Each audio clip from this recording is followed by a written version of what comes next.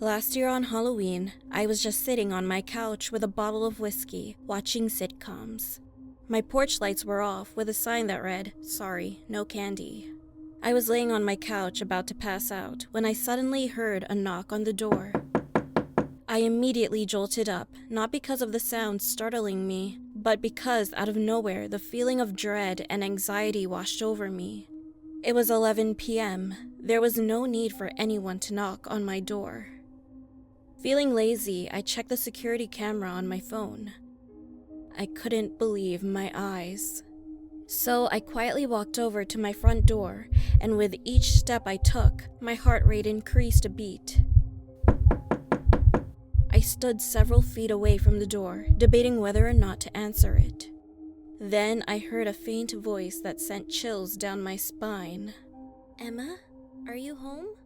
We were supposed to go trick-or-treating tonight." What the hell? Gabby? I thought I was going to faint, but snapped out of it and told myself that it was just in my head. "Emma, why aren't you opening the door? I told my parents I was spending the night at your place. I've been waiting for you." I mustered up enough confidence to walk over to my front door, take a deep breath, and look through the peephole. Immediately, my eyes began to sting as tears rolled down. My vision was a little blurry, but I knew who it was. "Gabby? Is that you?" "Yes, silly. Now open the door. We still have time to watch our annual Hocus Pocus." I wiped away the tears, but I couldn't find the courage to open the door. For some reason, I couldn't utter a sound. I was feeling a mix of emotions from shock to excitement, to sadness to fear.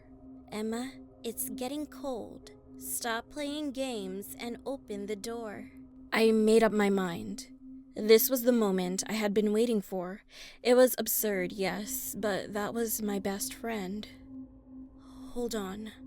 I turned on the porch lights and cracked open the door. My chain lock was still attached as I got a closer look at Gabby. I smiled as I saw that she was wearing her favorite flannel that I gave her on her 10th birthday. She took a step closer and was about to walk in. However, when the light hit her face, fear washed over me again, and I slammed the door shut. "Emma, why'd you do that? Let me in." Gabby didn't look like the Gabby I knew and loved. Her pupils were dilated and pitch black. She was incredibly pale and thin.